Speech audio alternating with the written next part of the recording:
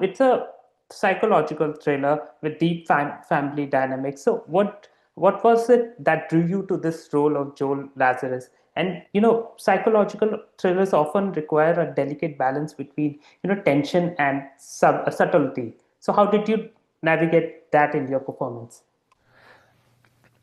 Well, I'd say, to answer your first half of the question, the thing that drew me to the role or to the project was exactly the fact that it was a psychological thriller.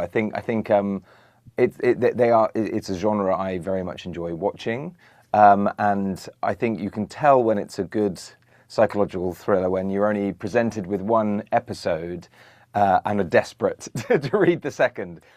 So yeah, I was initially approached with one episode, and the writing was so good and left me wanting more.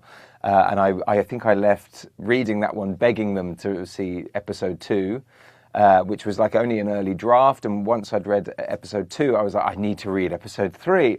So I think the fact that it kind of kept me on my toes, the fact that it had this sort of psychological element to it, and as you say, like the family dynamics and the sort of brilliance of Harlan Coben's writing and the idea and the concept, even the world that was kind of created was all a big draw. Wayne Yip, the director of the first 2 episodes, was also a great visual director. And the way that he wanted to approach the work was definitely something that really sort of piqued my interest.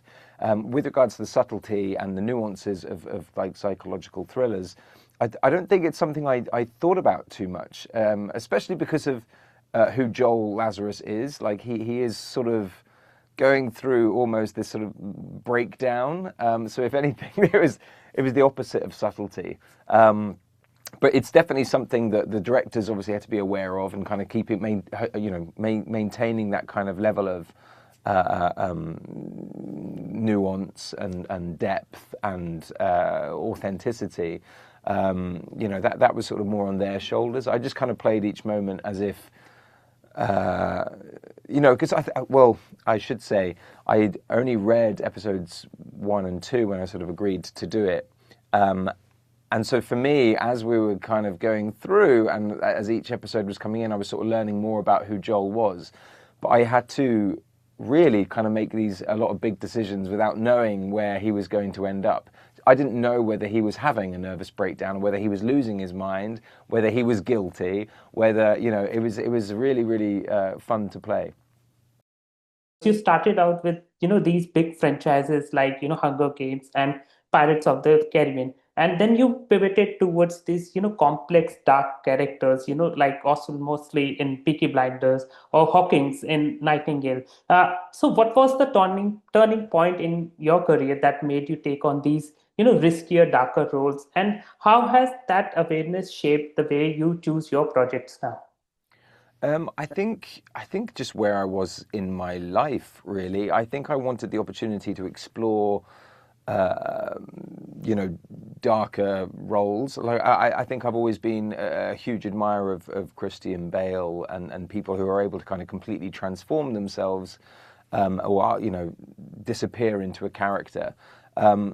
That's I because of my sort of sports background and always sort of feeling like I was athletic as a kid, I love the sort of embodiment of the physical life of each character. And so having the opportunity to transform myself physically has always been something that has excited me.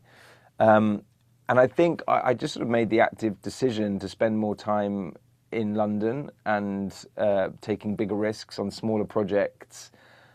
So the risk of failure was less on my shoulders, but it also because I was having children, and I was at the time like happily married, and I just wanted to spend more time at home with my family. Now my kids are older, and I'm kind of in the process of trying to reimagine my career, I suppose you could say. Like I'm sort of finding myself focusing on characters that are sort of more similar to who I am as a person.